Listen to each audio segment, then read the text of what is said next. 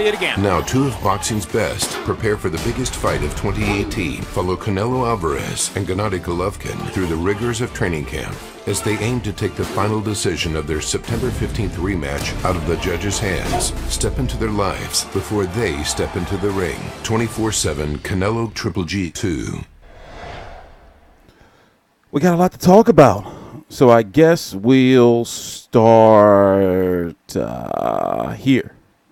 Please subscribe. TstreeT Controversy. It's TstreeT Controversy Live.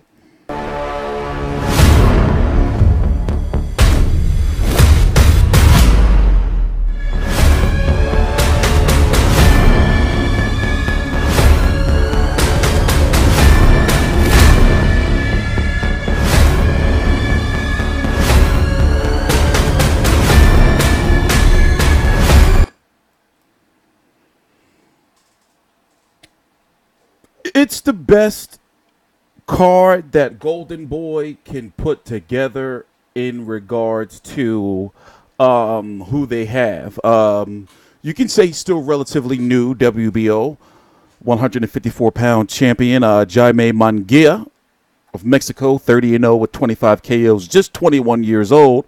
He's going to be taking on Brendan Ice Bucket Challenge Cook. Watch this. Tell me what you think. Wait, that was his last. This was his last loss just about a year ago. He fought contender. Now, I mean, I guess you can say he's no longer a prospect contender. Kanad Islam on in September of last year, and this was the stoppage right here. All right, see if we can play.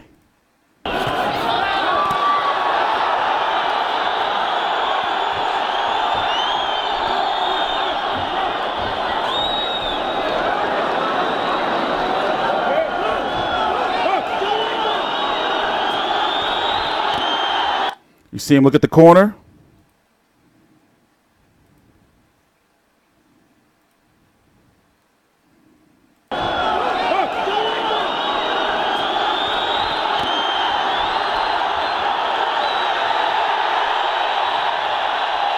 It's on his official YouTube page. You can go watch the fight. But this is what I was talking about right here.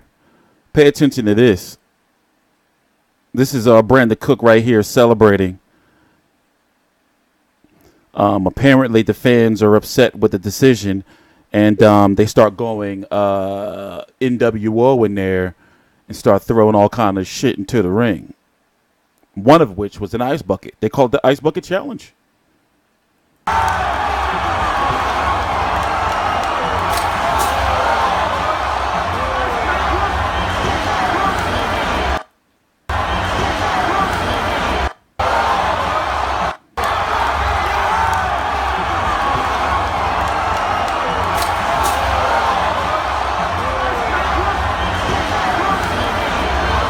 I did do CSI and slow it down and everything. Luckily, this was nearly 2 years ago, over a year and a half ago. So obviously, he's cool. But let's go look at the undercard and talk about it on TstreeT Controversy. This is TstreeT Controversy Live. So obviously, you have the big one, Canelo versus Golovkin on HBO Pay-Per-View. It's also going to be on BT Sport over in the UK. Over here in the States, the rumor is, even though it's not confirmed yet, even though people are saying on the dish, let me go check for you guys. Let me see.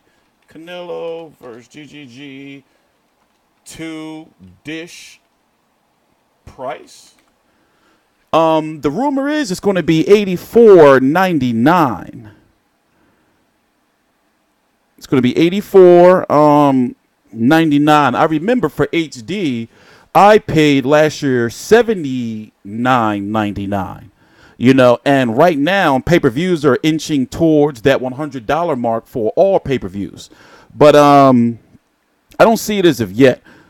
When I get confirmation on that, I'm going to let you guys know. But I'm going to post the HBO 24/7, the undercard information, and the closed circuit information down below. So you have Canelo versus Canelo versus Golovkin, obviously. You have David Lemieux versus Gary Spike O'Sullivan. I'm going to talk about that in a separate video. You have Jaime Munguia versus Brandon Cook. We're talking about that now. We got a lot more to talk about. We're going to talk about the return of Roman, whose name I do not like to speak, Chocolatito. I don't like calling no man Chocolatito, man. That just don't, I don't know, man. It just don't. But Roman Gonzalez returns, you know, after he had his ass handed to him. I'm sorry, I don't want to joke about it, but he had his ass handed to him by Sir Saket Rungvisai versus Moises Florentes, Virgil Ortiz Jr. versus Roberto Ortiz, and Cecilia Brackets versus a TBA. I'm interested to see who she's going to fight, because right now, her being the undisputed 147-pound champion, I think that she should get on that collision path to meet Clarissa Shields at possible 154. But that's a whole nother video, and I'm going to talk about my logic in another video. But I really would have liked to see Layla McCarter in that slot, you know, but whatever. Right now, if you didn't watch Jaime Munguia's last fight against Liam Smith, and Liam Smith is no slouch. Right now, Jaime Munguia is still green. Can I say he would beat a Jamel Charlo or Jared Swift Hurd? Not yet, but his upside is amazing. You know, we see that he gets a little head, trigger happy in regards to head hunting. But overall, he's shown us that he's versatile and he has a varied punch variety. For example, if he really, with his height and if he and his reach, if he really defines that body attack, it seems as like, you know, he really wants to be a body puncher along with the jab, then he's going to be dangerous. But he does take some shots that he shouldn't be taking, and he does, you know, I understand that he's 21. You know, he want to be showing off and shit. In regards to Brandon Cook, I was surprised to see that he's a pretty big dude. I don't know what his height is. Jaime Munguia is about what, 6'1", right? 6 foot, 6'1". Yeah, he's 6 foot. But they don't list his height right here. I wonder how tall he is. Let me see. Because he's not, you know, a guy like, how tall is this guy? Anyway, if you look at the weight, according to BoxRec, you know, he's fought above 160 multiple times. You know, and it seems as though, looking at his career, that his natural division is 160. And, you know, he's fighting at 154, I guess, because of power restrictions, you know, maybe 20-1 with 13 KOs. Remember, that stoppage we just watched, that was his only loss against Kanat Islam versus, in 2017, you know, just a year ago. So he's had 2 fights since then. And remember, he was supposed to fight Kell Brook on the Dylan White versus Joseph Parker undercard.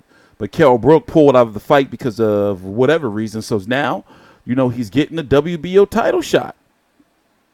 Let's break down the 154-pound division. Jamel Charlo is going to be really interesting to see what he does next. You know, everybody's wondering what the Charlos are going to do, because Jared Swift Hurd has got a mandatory coming up for the IBF, correct?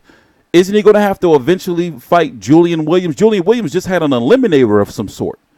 You know, but he wants like some type of tune-up fight, so I would think it would be somebody in the WBA rankings.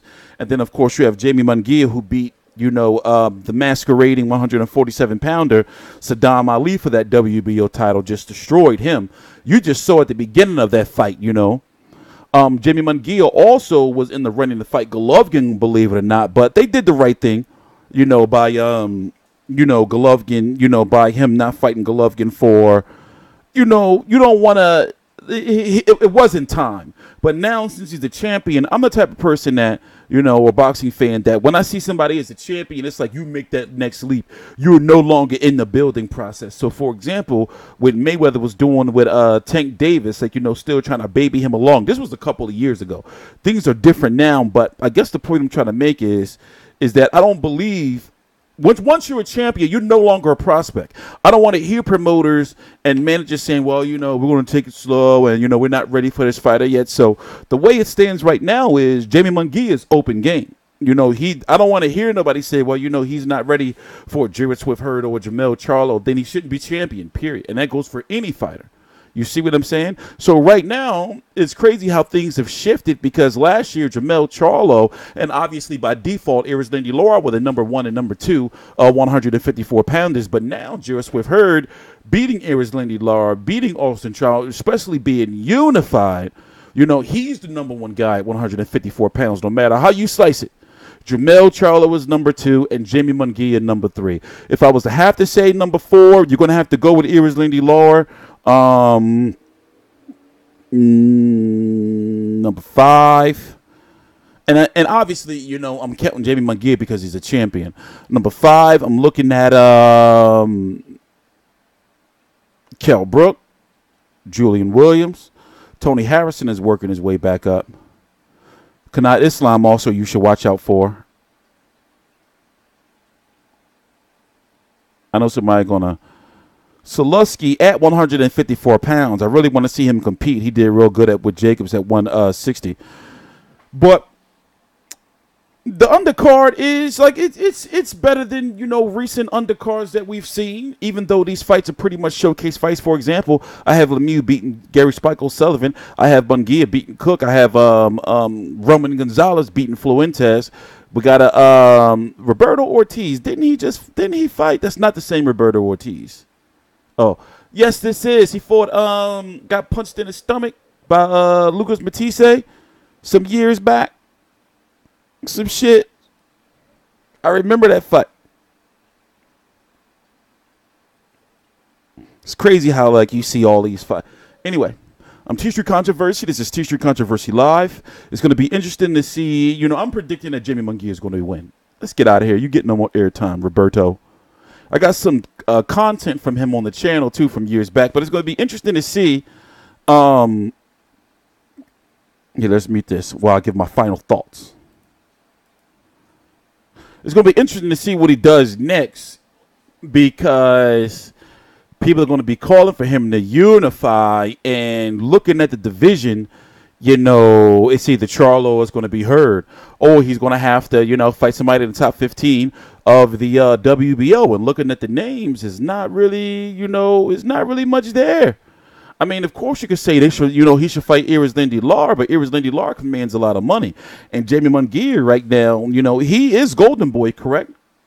You know, is he Golden Boy, a Golden Boy fighter? So, you know, I doubt that Julian J. Rock Williams will fight him. And no, he moved up. Oh, snap. Biggest weight jump in boxing history. Anyway, I'm TstreeT Controversy. This is TstreeT Controversy Live.